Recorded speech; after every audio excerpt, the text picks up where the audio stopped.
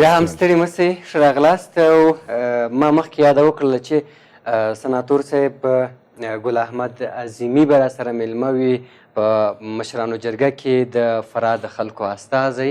غواړو چې دوی سره پر همدې موضوع باندې وغږېږو چې دوی تر دې دمه پورې د فراه د خلکو یعنی له حالت څخه تر کومه حده پورې خبر دی او همداراز آیا دوی ورسره مستقیم په تماس کې دي چې وروستي جزئیات څه دي.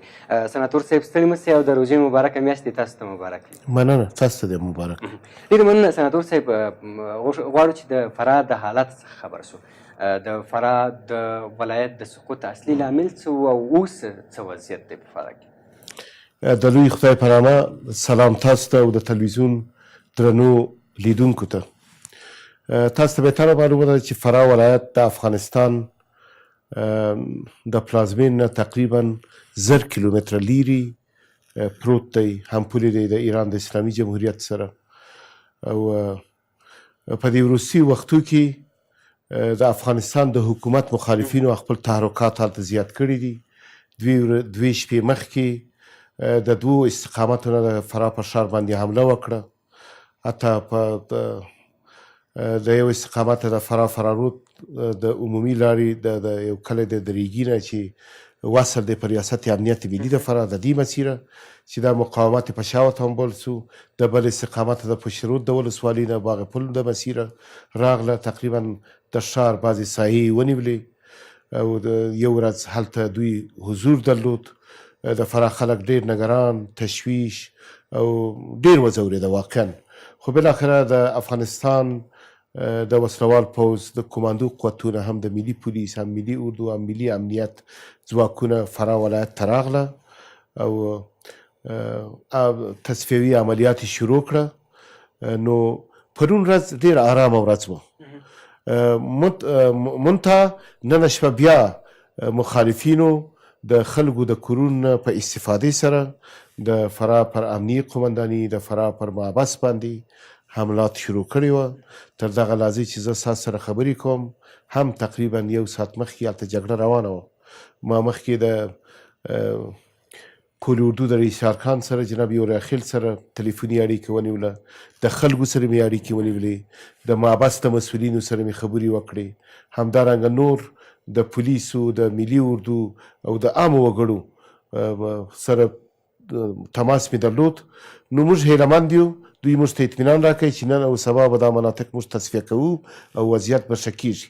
خو د فراه خلک ډېر وځورېده. د خصوصا د روژې مبارکه میاشت راغله. نو هیلهمند په دې یو چې حکومت کوټلي ګامونه واخلي او اساسي لاره د حل د دې مصیبتو پیدا کړي. دا لومړی ځل نه دی چې په فراه باندې حمله سوې. پر اوس ښکاره هم حمله وسوه، څو میاشتې مخکې هم حمله وسوه او دا درېیم ځل دی چې په دې یو کال کې داسې حملات کېږي. دا باید یو درس وسي موږ نظامیانو ته، تجربه او د دې نه باید په حساب په نظامي تاریخ کې دوی باید یو شی زده کړي او نور خپل هغه تدابیر باید ولري. د فراه خلکو په اړه باندې راته ووایاست. یعنې عامو خلکو ته خو مرګ ژوبله نه ده اوښتې، که څه هم یعنې د یو ډېر وخت په دې ښار کې جنګ و، اوس د خلکو حالت څه ډول دی؟ خلکو ته خو مرګ ژوبله نه یې اوښتې. نو طبعا په یو سیمې کې یو منطقې کې جګړه وسي، ضرر یې نه تنها نظامیانو ته بلکې ملکیانو ته هم رسېږي، عام وګړي هم په عذاب دي. یو خو حتی نور ځلې مهاجرتو ته هرات ته ولاړه، نیمروز ته ولاړه. دا ځل چون د مخالفینو حملې بیخي غافل کننده وه، زمینه مساعد نه سوه څوک د ولایت نه بهر نور ولایت ته ولاړ سي.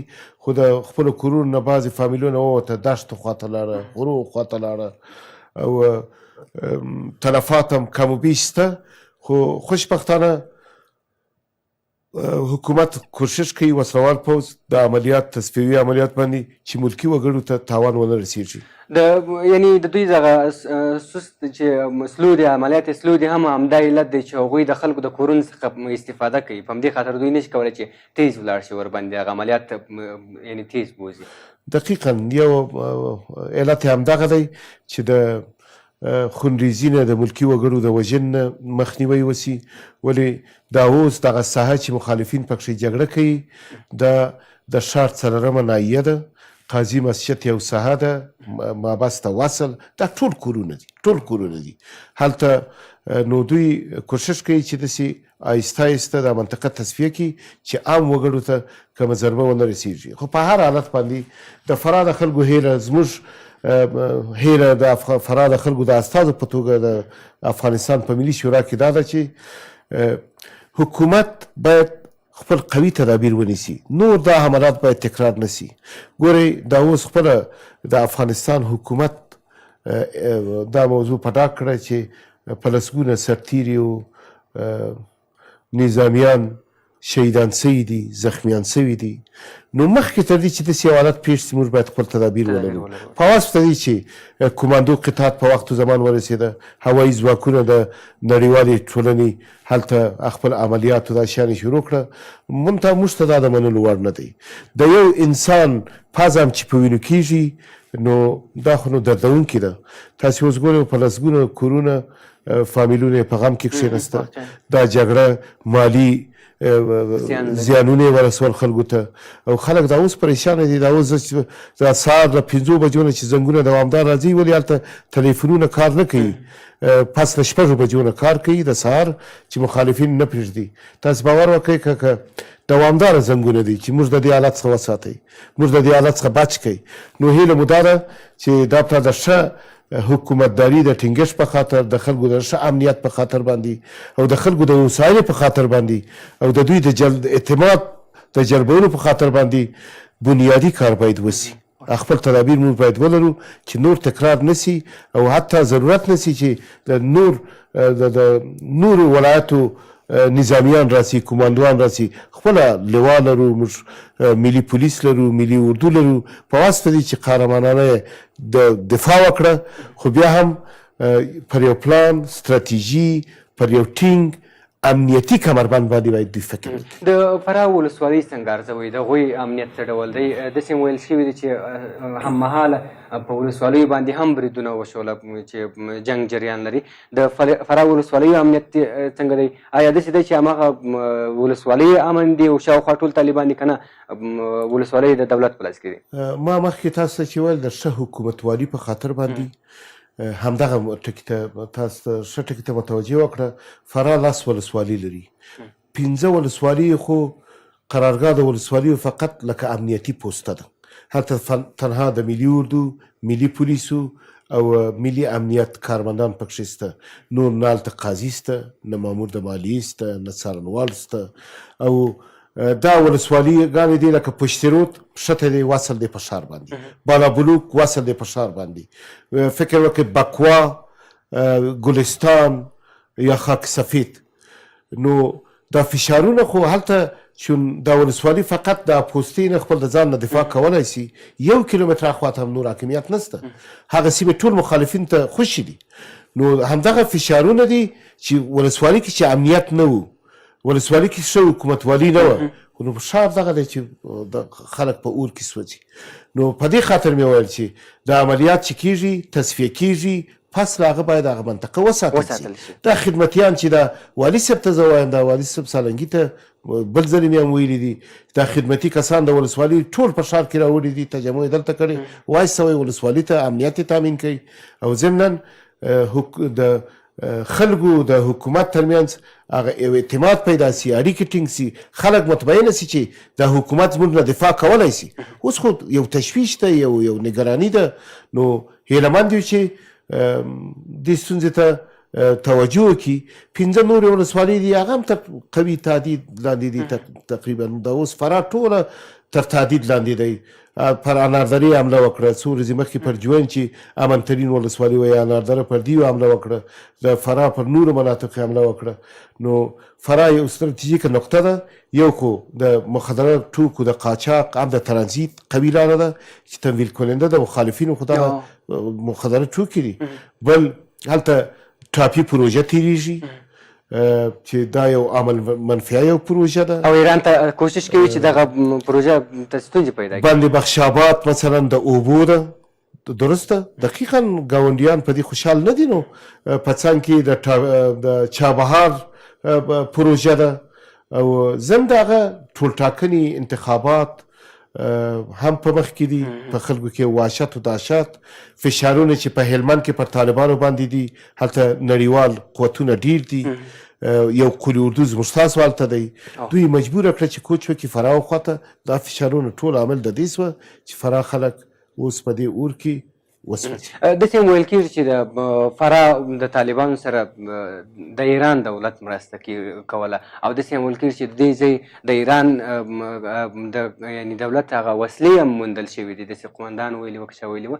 تاسو په دې اړه څه وایاست؟ د افغانستان جګړه هم داخلي بود لري، هم سیمهیز منطقوي بود لري، او هم نړیوال بود لري، یا نړیواله جګړه ده. دا اوس په افغانستان کې د روس او د امریکا جګړه ده، د ایران او د امریکا جګړه ده، د ایران او د عربو جګړه ده، او د هند او پاکستان جګړه ده. افغانستان زه په دې ان یم باید نقطه د تقابل د دې منطقوي قدرتو نړیوالو قدرتو باندې باید تبدیل نشي. موږ همیشه خپل ګاونډیو ته اطمینان ورکړی چې موږ د خاورې نه تاسو ته تهدید متوجه نه دی، مګر متاسفانه د سیمې استخبارات لکه چې تاسو وفرمایل په دې 3-4 لسیزو کې په افغانستان خلک په دې جګړې کې سوځي، دوی دخیل دي. اما موږ که په دې جګړې کې سوځو، دوی به موږ سره وسوځي. نو هیله مو دا ده چې د ښه ګاونډیتوب باید حفظ کړي، او زموږ فعاله بېطرفانه ډیپلوماسي چې موږ لرو، دوی هم همداسې یو عمل وکړي. او دغه مسایل چې تاسې مخکې یادوري وکړه، زموږ نظامي استخباراتي ارګانونه هم پر دې باندې بحث وکړي. د بهرنیو چارو د وزارت نه مو هیله دا ده چې مستقیما د ګاونډیانو سره کښېني او دا ستونزې او مشکلات مخامخ په یو بین المللي تضمین او نظارت باندې د ملل متحد نړیوال ټولنې په ملاتړ باندې دا ستونزې مشکلات. واقعا همداسې د سناتور صاحب که ستاسو پیشنهاد، ستاسو نظر څه دی په دې اړه باندې؟ ځکه زیاتره ولسوالۍ دي، تا مخکې یاده وکړله چې حتی د فراه، همداسې کندوز، هلمند زیاتره ولسوالۍ دي چې یوازې دغه د ولسوالیو ساحه د دوی په لاس کې ده، هماغه خپل ځان ساتنه کوي. عملیات که همداسې ونه غځول شي، عملیات ونه شي په ولسوالیو کې، څه فکر کوئ د ولایتونو اوضاع به څه ډول واوسېږي؟ هر نقطه چې کېږي، هر عملیات باندې په هرې نقطې باندې په هرې سیمه باندې هغه سیمه باید وساتل سي. داسې نه چې عملیات تاسې کوئ بیرته سیمه خوشي کوئ. د خلکو تشویش همدا دی چې همداسې ده، خو دغه متاسفانه عام خلک قرباني دي. تاسې باور وکړئ، د ورځې د خوا ځي حکومت عملیات کوي، د شپې د خوا مخالفین راځي، حکومت چې بیا بیرته وځي، خلک هم کوټل کېږي، وهل کېږي، ځورېږي. نو هیله مو دا ده، ما مخکې تاسو ته عرض وکړئ چې منطقه باید وساتل سي، امنیتي کمربند، ثابتې پوستې، د خلکو ملاتړ، د شوراګانو جوړېدل، او د خلکو غوښتنو ته باید پاملرنه وسي. څنګه کولی شو موږ یو سولې ته، امنیت ته، ثبات ته ورسوو؟ زه په واسطه دی چې همیشه مې دا ویلي، تاکید مې دی چې د افغانستان جګړه پوځي لاره د حل نه لري. ولې زه د لیرې پروت یو ناامنه ولایت څخه یم. افغانستان تنها پلازمینه کابل نه دی. تاسې هلته ولاړ شئ، ډېر بد وضعیت دی، ډېر بد حالت دی. په کندوز کې هم همداسې ده، په فاریاب کې هم همداسې ده، شمال، جنوب، شرق او غرب د افغانستان کې. نو هیله مو دا ده چې نړیواله ټولنه زموږ سره کومک وکړي. د افغانستان د حکومت دکتورین چې په دې حادثه کې کار کوي، هر څه ژرتره د سولې د ټینګښت په خاطر باندې هم یو ملي اجماع، هم نړیواله اجماع چې موږ پر ګاونډیانو باندې فشار واچوي. دوی په دې معتقده کې، په یو قوي فشار باندې، چې دا اور چې په افغانستان کې دی، د دې اور په حساب سرایت به تاسو ته هم وي، او د تروریزم خو په هر نام چې وسي د افغانستان خلک ځوروي. موږ ته دا مهم نه دی چې دا داعش دی، دا القاعده دی، دا د افغانستان د حکومت مخالف دی، یا دا طالب دی، هر څوک چې دی.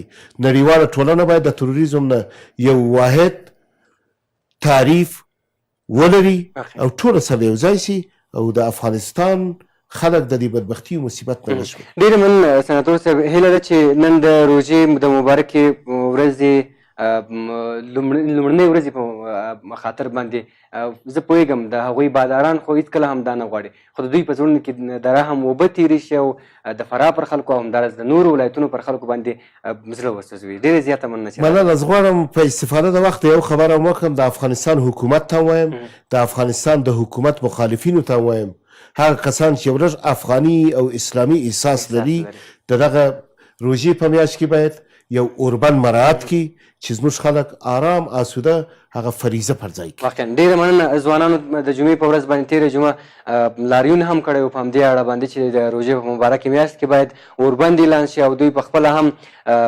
همدغه احساس ولري. له تاسو ډېره زیاته مننه سناتور صاحب چې راغلی زموږ بلنه ومنله. خوشحاله اوسئ. یوه لنډه دمه د مینه وروسته بیا هم ډاکټر صاحب جاوید احمد جامع زموږ سره میلمه دی. د هغوی سره به پر دې باندې غږېږو چې په روژې مبارکې میاشتې کې کوم یعنی هغه ځانګړنې کوم موضوعات باید مراعات شي تر څو دغه روژه مبارکه په ښه ډول تېره شي او دوی ته یعنی هېڅ ډول ستونزه ونه اوسېږي. نو بیا هم له ماسا نوري سره ملتیا وکړو.